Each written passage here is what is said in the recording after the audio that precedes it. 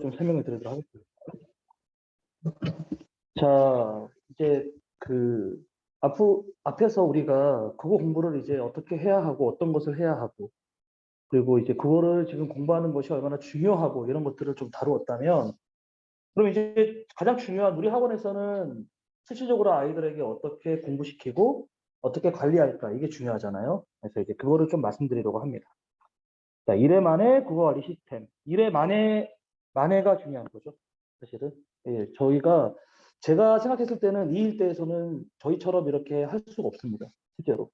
그 이유는 나중에 뒤에 가서 설명을 좀 드리겠고요. 수능 국어 준비가 어려운 이유. 수능 국어 준비가 어려운 이유는 다른 게 아니라, 사실 여기가 물음표라서 그래요. 여기가 물음표라서. 그러니까 원래는 여기 진짜 좋은 수업을 듣고, 그 다음에 열심히 공부를 하면은, 우리가 생각하기로는 성적도 올라야 되고, 실력도 좋아져야 돼요. 그게 눈에 보여야 되거든요. 근데 다른 과목, 특히 영어 과목 같은 경우는 영어에서 가장 중요한 게 보통 어휘고, 그 다음에 그 어휘를 바탕으로 자기가 문장을 이렇게 해석하고 하는 능력이 필요한 거잖아요. 이거는 어휘를 많이 외우면 자기가 어느 정도의 효능감을 즉각적으로 느껴요. 내가 영어 단어를 많이 아니까 아는 게 눈에 보이고, 그러면 몰랐던 단어를 해석할 수 있고, 그러면 문제를 맞출 수 있고, 이런 식으로 즉각적으로 내가 실력이 오른다, 공부를 해서 내가 뭔가 지식이 쌓였다라고 하는 것을 즉각적으로 피드백으로 느낄 수 있는데, 국어가 어려운 이유는 특히 수능 같은 경우는요, 이게 굉장히 어려운 게, 내가 수업을 잘 듣고 그 다음에 공부를 열심히 했는데 막상 어, 시험을 봤을 때에 내가 얼마나 실력이 오른 것인지, 그리고 성적으로 직결돼서 연결이 되는 경우도 많이 없어요, 사실상. 그래서 어려운 거죠. 학생들이 가장 고민하는 게, 공부를 많이 하고 수업을 많이 듣는데 밑 빠진 독에 물 붓는 게 아닌가 하는 생각이 드는 애들도 있어요. 뭔가 공부를 많이 하긴 하는데 뭔가 실력이 오르는 것 같은 느낌이 안 드는 거죠. 근데 정확히 말하면 밑 빠진 닭에 물 붓는 게 아니라, 독에 밑이 빠져 있는지도 모르고 아예 정보가 아무것도 없는 거예요. 그러니까 독의 깊이가, 내가 쌓아야 할 독의 깊이가 이렇게 깊어가지고 지금 요 정도 쌓여 있는지, 아니면 한 이 정도 조금만 더 쌓으면은 이제 실력이 올라갈 수 있는 것인지, 아니면 여기 뭔가 깨져가지고 줄줄줄줄 누수가 되고 있는 것인지, 그거를 확인할 수가 없기 때문에 학생들이 힘들어요. 공부를 하긴 하지만. 그래서 이 확인이 힘들다라는 점이 수능 국어를 준비하면서 학생들이, 그리고 인내심이 이제 바닥을 보이기 시작해요. 나중에 수능 날이 다가오면 다가올수록. 앞에서 우리가 수능 날까지 최선을 다할 걸 종용하고 독려하고 이렇게 하는데도 불구하고, 학생들은 10월 모의고사까지 원하는 등급대 점수가 안 나오면 정말 하늘이 무너지는 느낌이 들죠. 다음 달 당장 시험인데 내가 성공할 수 있을까? 라는 생각이 들기도 하고요. 근데 이제 이 확인이 힘든 이유에 대해서 좀 분석을 해보면, 확인이 힘든 이유는, 국어는 사실 국어 과목이라고 하지만 국어 과목 안에는 다양한 영역들이 이렇게 산재되어 있어요. 아까도 말했지만 문학 영역, 독서 영역, 화법, 작문, 뭐 언어, 매체, 이런 다양한 영역이 있고, 문학 안에서도 예를 들어서 고전 영역이랑 현대 영역이랑 좀 성격이 달라요. 그러니까 현대시는 잘하는데 고전만 가면 못하는 애들도 있고요. 그래서 점수가 나오더라도 그 점수를 받은 학생들이 내가 왜 이 점수가 나왔고 어느 부분이 부족한지를 사실 정확히 몰라요. 대부분. 그리고 학원 등에서도 그러면 이걸 다 확인을 해줘야 되는데, 동시에 많은 학생들을 수업을 하다 보면 학생들 하나하나의 점수가 어떤 식으로 구성이 되어 있는지를 확인하기는 좀 힘들어요. 하나하나. 왜냐하면 그렇게 하려면 학생들 시험지를 싹 다 걷어가지고 선생님들이 그 시험지를 전부 분석을 해야 되거든요. 근데 실전이 그게 잘 안 되죠. 그래서 학생들을 보통은 점수대로 나눠요. 점수대로. 근데 같은 점수라도 실력이 다를 수 있거든요, 일반적으로. 그래서 수능 국어 준비가 어려운 이유는 이게 기본적으로 내 점수에 대한, 내 능력에 대한 확인이 힘든 게 가장 크고, 그러면 이 확인이 가능하게 하려면 방법은 하나밖에 없어요. 뭐냐면 실제로 수능과 관련된 모의고사를 많이 보는 수밖에 없어요. 근데 현실은 어떤 거냐면 모의고사를 많이 볼 수가 없죠. 왜냐하면 여기 우리 선용이라는 학생이 실제로 왔지만 우리 선용이가 1학년 때 학교에서 본 모의고사 2회입니다. 6월에 한 번, 11월에 한 번 봐요. 원래는 3월에도 보고 4월에도 보고 모의고사를 보는데 그 모의고사는 주최하는 교육청들이 좀 다르고 또 이제 교육청 산하마다 또 시마다 재정에 따라 가지고 시험을 패스하기도 하고 해요, 실제로. 서울은 3월을 보거든요. 그래서 서울 같은 경우는 3월, 6월, 11월 세 번을 보는데 경기도 학생들은 특히 여기 의정부 학생들은 6월하고 11월 2회밖에 못 봅니다. 2학년 때도 2회를 봐요. 그러면 2년 동안 4번 봐요, 시험을.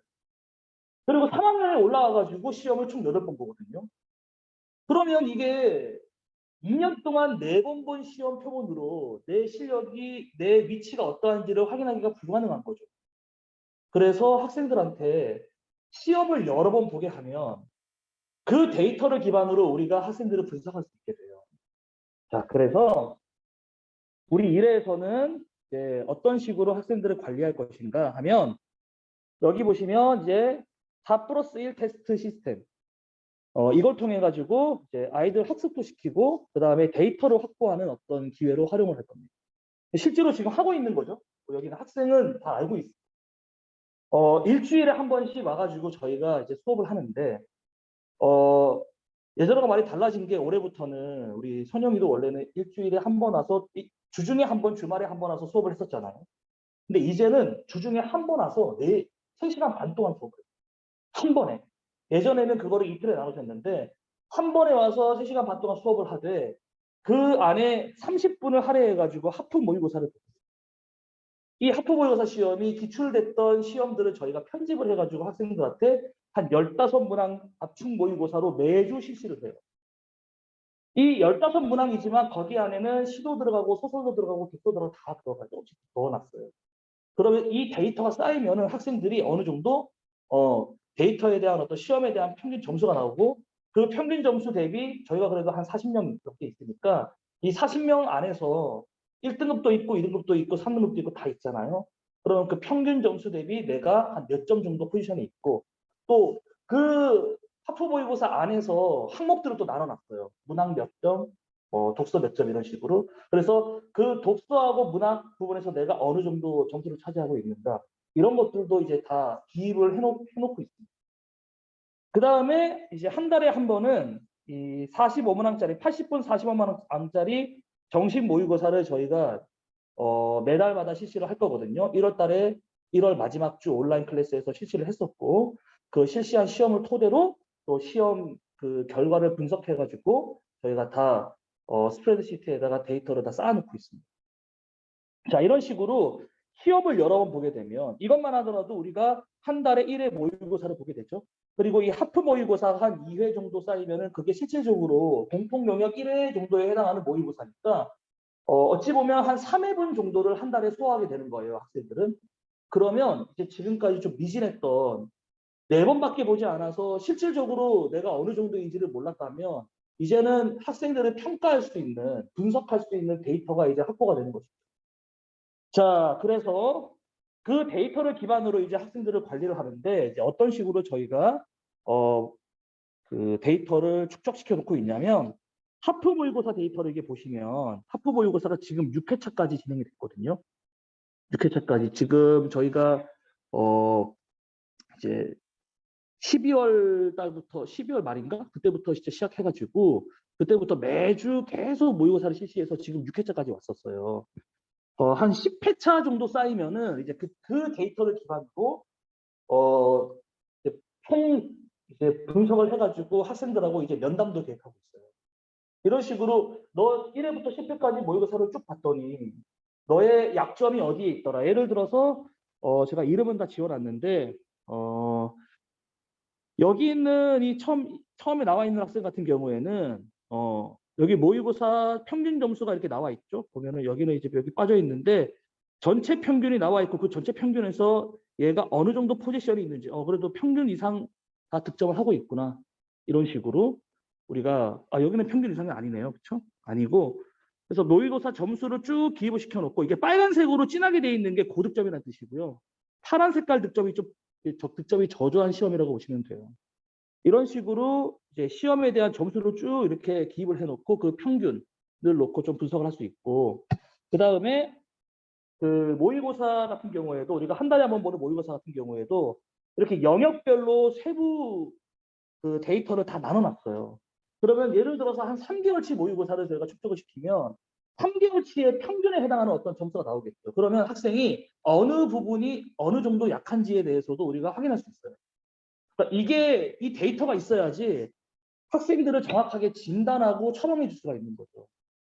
그래서 정확한 분석을 통해 가지고 이것도 실제로 저희가 다 지금 학생별로 데이터를 만들어 놓은 건데 이제 이거를 지금 학부모님께 발송 예정이거든요. 오신 분들은 저희가 출력을 해가지고 드린 거고, 오지 않으신 분들도 저희가 이거 전부 다 이제 그 이미지 파일로 해서 부모님들께 다 전송을 해드릴 거예요. 그러면 이거를 보고 어머님들도 이거 데이터를 좀 읽을 수 있어야 되는 게, 학교 모의고사에 대해서 여기가 이제 문항수예요. 이제 처음에는 20문제였는데 학생들이 너무 좀 그 시험 시간이 너무 오래 걸려가지고 5문항 줄여가지고 15문항 평균으로 계속 통일시켜서 내고 있어요. 그러면 예를 들어서 15문항에서 이제 11점, 10점, 9점, 7점, 11점 이런 식으로 나왔던 거죠. 학생이. 그렇죠? 예. 평균 점수도 나와요. 여기서. 평균 몇 점이었는지. 그래서 아, 내가 평균보다 좀 위구나. 이 시험은 딱 평균 정도 득점밖에 못했구나. 5회차는. 그래서 5회차는 여기 보면은 득점이 되게 낮죠.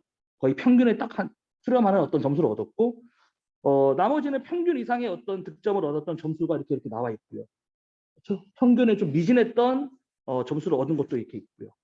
이런 식으로 저희가 분석을 해가지고 학생들이 이제 어느 정도 실력이 만약에 올라가고 있다면 10회차 정도 되면 이게 그래프가 이렇게 굴곡지다가 이렇게 떨어지는 애들이 있을 수 있고 이렇게 좀 오르는 애들이 있을 수 있잖아요. 그러면 아, 이게 아까 맨 처음에 성적이 오르고 있는지 실력이 오르고 있는지 확인이 안 된다고 자기가 좀 불안한 애들이 있다면 데이터를 보니 이 그래프가 지금 이렇게 지금 보이고 있구나.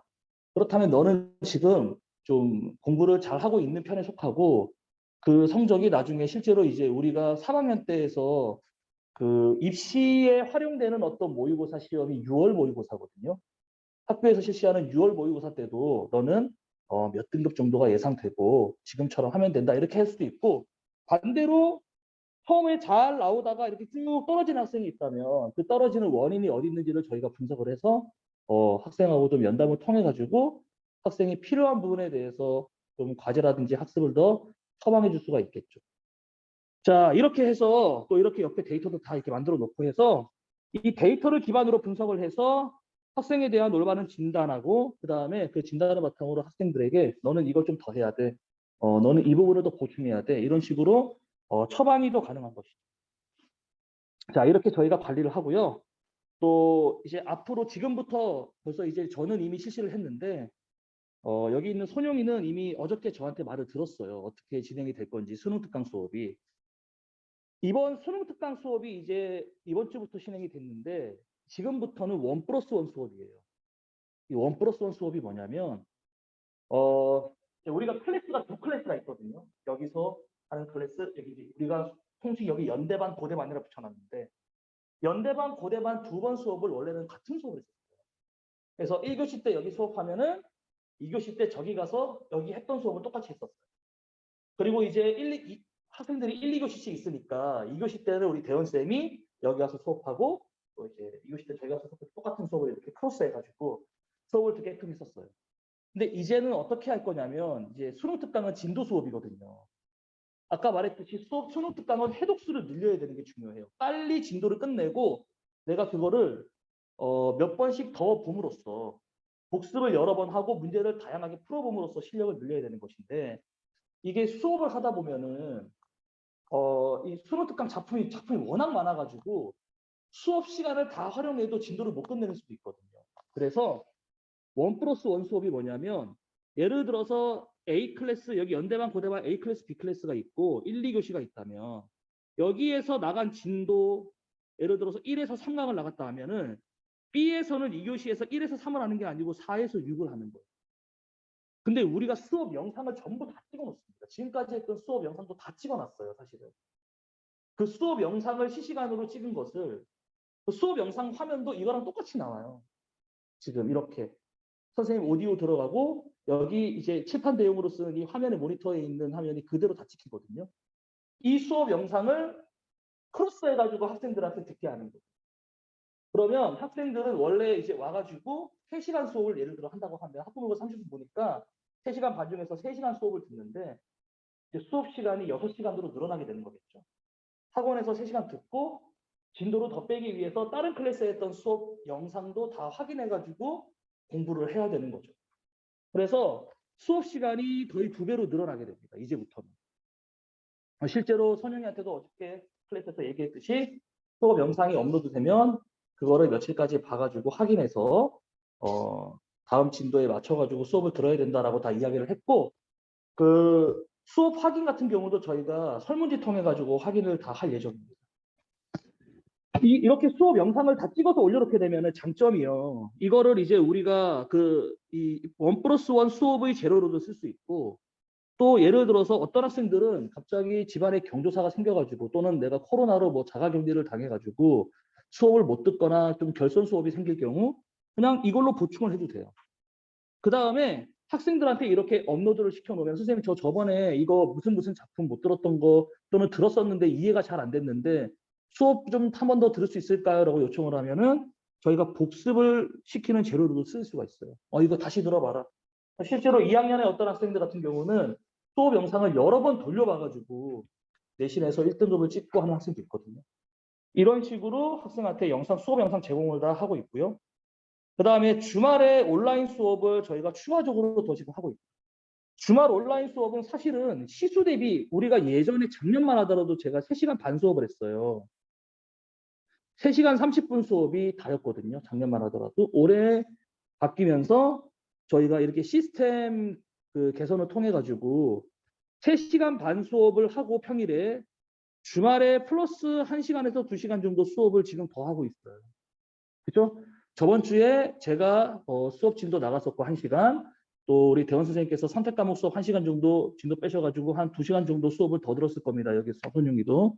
그래서 3시간 수업에서 1시간, 2시간, 보통 2시간 정도 되는데 그 2시간의 수업을 더 들어야 되고요.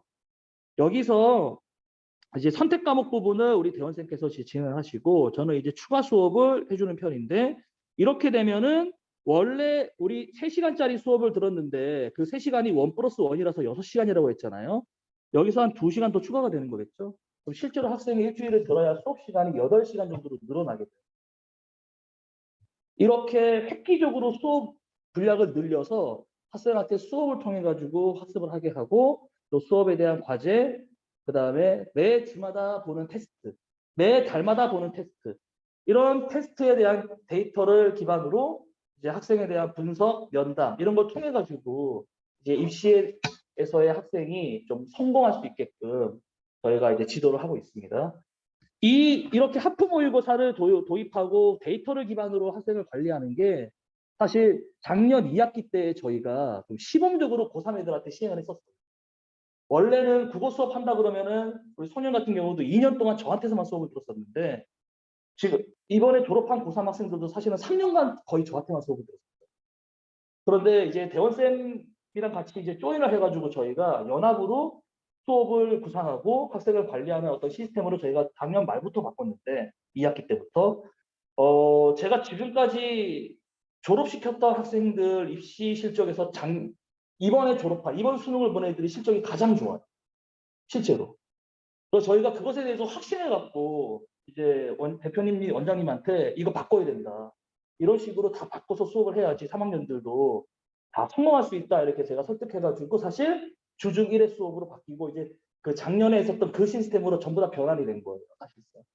그래서 이런 식으로 학생들은 수업 시간이 많이 늘어나게 되고 매주 테스트를 보게 되고 그 테스트를 데이터화시키고 데이터화 테스트를 통해 가지고 학생들을 진단 처방하고 이런 어떤 선순환으로 이제 학생들을 관리하게 되면 학생들이 믿고 따라가 주면 아마 사실 원하는 이번에 졸업한 학생들 중에서도 국어에서 원하는 등급 목표 등급을 못 이룬 학생은 없었어요. 국어에서 최저를 다 맞췄거든요. 심지어 수능 끝나고 망했다고 고백했던 애도 나중에 시험 성적 까보니까 맞췄더라고요. 이번에 워낙 어려웠었어가지고. 그래서 저희가 이런 식으로 이제 관리를 할 예정이고, 또 매월 마지막 주 온라인 모의고사 보는데 이 온라인 모의고사를 제가 스타시로 찍어놨어요. 온라인 모의고사라고 해가지고 이렇게 시간을 딱 정해서 학생들한테 모의고사를 보게 하고, 또 모의고사 볼 때에 학생들이 이제 우리가 모의고사를 그냥 본다고 하면 다른 학원도 그렇고 아마 뭐 예전에 저희도 그랬겠지만 모의고사 그냥 애들한테 던져주고 끝이었어요. 풀어봐라. 근데 학원에 모여가지고 모의고사를 보게 하면 그게 좀 아까운 게 수업을 해주는 게 더 좋지. 시험만 보고 가게 하면은 그게 좀 그렇잖아요. 학생이 학원 오기 좀 힘든데. 그래서 모의고사를 학원에서 보기가 좀 힘들었는데 이걸 온라인으로 해버리니까 괜찮더라고요. 그래서 온라인으로 모의고사를 보되 이제 우리 1회 국어과 온라인 모의고사의 특징이 문제 주고 방치하지 않습니다. 여기 보면은 학생들이 줌을 다 켜놨잖아요. 줌에서 손캠을 찍게끔 학생들한테 전부 다 강제적으로 해가지고 학생들이 시험을 실시간으로 잘 보고 있는지 아닌지를 어느 정도 감독을 하게 되는 거죠. 이렇게 화면 다 켜놓고 들어가서 이들이 봐요. 그 다음에 철저한 감독해서 긴장 유지하게 시키고, 또 종료 직후에는 이제 우리 학생들은 다 여기서 익숙하게 하고 있지만 시험지에 QR코드가 다 찍혀 있어요. 그 QR코드 찍혀 있는 걸 사진으로 찍게 되면은 설문지가 뜨면서 거기에 답안 입력하는 OMR 카드 같은 대체할 수 있는 설문지가 올라오고, 거기에 시험 봤던 답안을 다 입력하면은 자동으로 채점이 되면서 데이터가 저희한테 전송이 되면서 그 데이터가 이렇게 분석이 되고 분류가 되는 시스템으로 저희가 바꿔놨습니다. 그래서 성적 산출을 데이터화시키고, 또 모의고사 본 것 같은 경우는 과제와 수업으로 연결시켜가지고 학생들이 대충 설렁설렁 모의고사 보지 못하게끔 과제도 부여하고 수업도 다뤄주고 하면은 학생들이 모의고사를 좀 만만하게 볼 수가 없겠죠. 긴장을 통해 가지고. 그래서 꾸준하게 매월 실시함으로써 이제 실력을 좀 더 높일 수 있는 기회로 저희가 삼고 있습니다. 그 다음에 이제 지금은 이제 계획 중에 있는 게 있는데, 핀셋 코칭 수업 제도가 저희가 지금 고2에서는 이미 활용을 하고 있거든요. 고2는 코칭 선생님이 계세요. 지금 예를 들어 수학 같은 경우는 코칭 선생님이 계세요. 코칭 제도가 있는데 국어과 같은 경우에도 코칭이 필요하긴 해요. 그러니까 이게 코칭이 필요하다는 얘기는 40명이 수업 들으면 40명이 다 수업을 통해 가지고 효율을 낼 수 있는 애들이 아니에요. 예를 들어 상위권 애들은 뭐 수업만 들어도 충분히 할 수 있고, 하위권 같은 경우는 너무 하위권인 경우에는 사실 수업을 듣는 게 좀 힘들어하는 애들이 그 수업 진도 따라하기도 벅찬 애들이 있거든요. 이제 그런 애들 같은 경우는 끊임없이 계속 과제 주고 반복시키고 확인하는 작업을 해야 되는 거고, 저희가 핀셋 코칭을 하는 애들은 대부분 중위권에서 중하위권 애들. 얘네 같은 경우는 조금만 개별적으로 지도를 해주면은 스텝업을 할 수 있는 애들이 분명히 있거든요.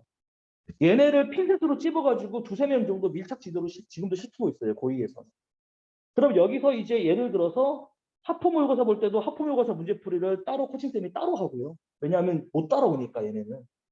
그리고 수업을 할 때도 할 수 있다 클래스라고 해가지고 얘네는 따로 데리고 좀 기초적인 어떤 과정을 계속 반복적으로 시행을 시키고 있는 거죠. 이걸 통해 가지고 학생이 좀 클래스가 올라오게 되면은 그러면 다시 이제 수업에 합류할 수가 있는 거겠죠. 그리고 그러면 이때 결손된 수업에 대해서는 걱정할 필요가 없는 게 우리가 수업 영상을 다 찍어 놓는다고 했잖아요. 그러면 코칭을 받는 애들은 오히려 코칭 받지 않는 애보다 수업 수가 더 늘어납니다. 기본적으로. 무슨 말인지 이해되시죠? 상위권 애들은 이거 안 해도 돼요. 별로 효율이 없어요. 해봤자. 하위권 애들은 오히려 코칭 선생님보다는 저한테 개별적으로 그냥 딱 모르는 것만 질문해서 해결하면 넘어가면 되는 애들이거든요. 근데 딱 중위권 정도 되는 애들이 이게 좀 필요하고, 지금은 이걸 아직 하지 않는 이유가 지금 고2 같은 경우는 심화 과정을 하고 있거든요. 고1에 했었던 거 심화 과정. 근데 고3에서 우리가 지금은 할 수가 없는 게 진도 수업 때는 이걸 할 수가 없어요. 그러니까 지금 수능 특강 진도를 쫙 나가야 되잖아요. 이거는 그냥 설명만 잘 들으면 되고 수업 영상 달라 그래서 천천히 반복해서 자기가 복습하면 되거든요. 그래서 지금 수능 특강 진도로 나갈 때에는 아직까지 코칭을 저희가 도입하진 않을 거고, 이 과정이 끝나서 심화 과정이 들어가는 때에 이제 코칭 선생님을 저희가 이제 다시 도입을 해가지고 학생들한테 이렇게 밀착 과외를 좀 시킬 예정입니다. 이렇게 되면은 좀 이제 그 중위권, 중하위권에 있는 애들은 확실히 이걸로 성적이 좀 더 잘 나오더라고요. 작년에 이 제도를 처음 하신 분이 대원쌤이세요. 저는 하지도 않았어요. 대원쌤이 작년에 고1 애들한테 그런 식으로 해가지고 성적이 이렇게 좀 뛰는 애들이 좀 많이 생겨가지고 저는 좀 전격적으로 도입을 해야겠다 싶어가지고 저희가 계획 중에 있습니다. 자, 이런 식으로 저희가 1회 만에 국어 관리로 격이 다른 수업과 관리로 학생들을 이제 고3이 됐는데 원하는 대학에 합격시킬 수 있게끔 저희가 최선을 다해서 지도하겠다고 약속드리겠습니다. 감사합니다. 네. 자, 혹시